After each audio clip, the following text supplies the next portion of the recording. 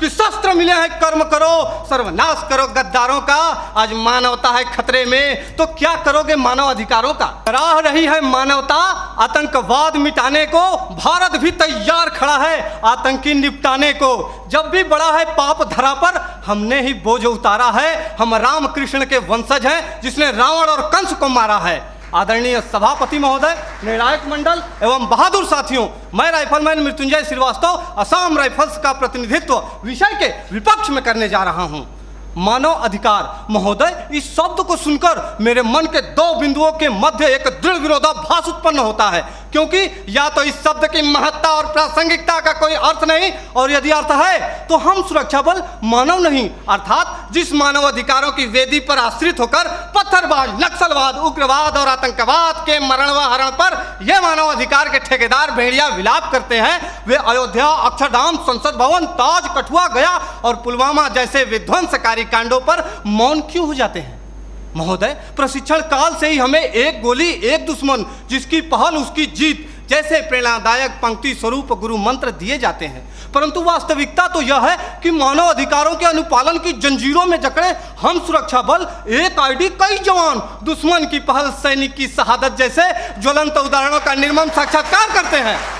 महोदय, जहां कानून व्यवस्था चरमरा जाती है, आतंकी हुकूमत चलती है, मानवता का अस्तित्व खतरे में पड़ जाता है, वहां पुनः शांति स्थापित करने के लिए सशस्त्र सुरक्षा बलों की तैनाती की जाती है। ऐसी कठिन परिस्थिति में मानव अधिकारों का अनुपालन करते हुए आतंकवाद एवं उग्रवाद के विरुद्ध लड़ना, वो भी प्रभावी तरीके से, कतई संभव नहीं है। एक सैनिक होने के नाते मैं यही कहूंगा कि शस्त्र मिले हैं कर्म करो, सर्वनाश करो गद्दारों का।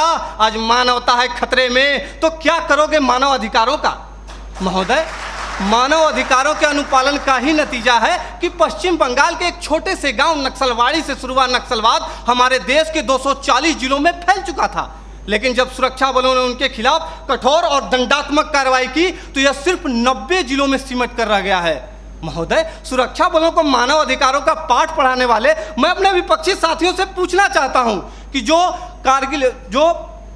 कश्मीर में जो कारगिल युद्ध के बाद पाकिस्तान के लवारिस सैनिकों के शवों को उनके धर्म के अनुसार दफनाया, वो है हमारे सुरक्षा बल, जिन्होंने इसी वर्ष 11 जुलाई को पाक अधिकृत कश्मीर से बहकर आए मासूम बच्चे के शव को प्रोटोकॉल तोड़कर पाकिस्तानी सेना को लौटाया, वो है हमारे सुरक्षा बल, जो कश्मीर के स्कूली बच्चों को दुश्मन की गोलियों से बचाने के लिए बुलेट प्रूफ जैकेट बन जाते हैं और अपने परिवार, अपने समाज, अपने देश के प्रति समर्पण का भार लिए हुए भी जो इस देश में शांति और अमन कायम करते हैं, वो है भारतीय सुरक्षा बल।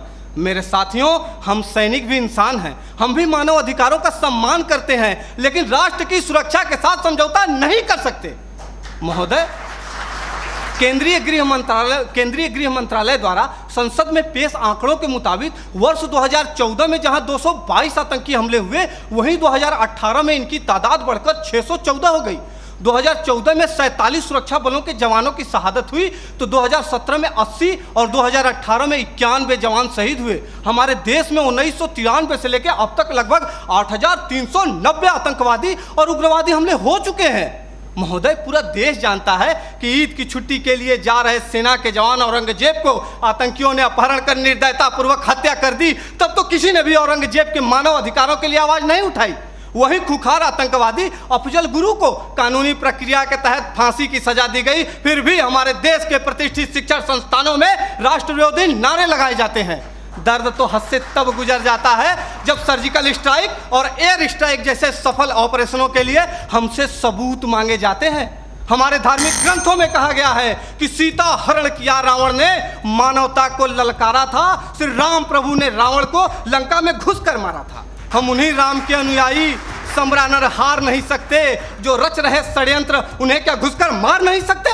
महोदय, मैं अपने विपक्षी साथियों से पूछना चाहता हूं कि जब आतंकवादी हम पर अंधाधुंध गोलीबारी करें तो क्या हम सफेद झंडा लेकर मानव अधिकारों का शांति पाठ करें।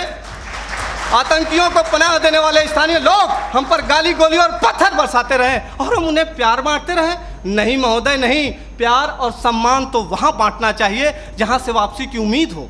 महोदय, मैं यह नहीं कहता कि मानव अधिकारों का अनुपालन नहीं करना चाहिए, लेकिन वे लोग जो मानव अधिकारों का दुरुपयोग करके सुरक्षा बलों को प्रभावहीन करने की कोशिश करते हैं, उन्हें कठोर से कठोर दंड देकर उनके साथियों को यह संदेश देना होगा, ताकि भविष्य में कोई भी इंसान आतंकवादी, उग्रवादी और नक्सलवादी बनने की हिम्मत ना करे। धन्यवाद। जय हिंद।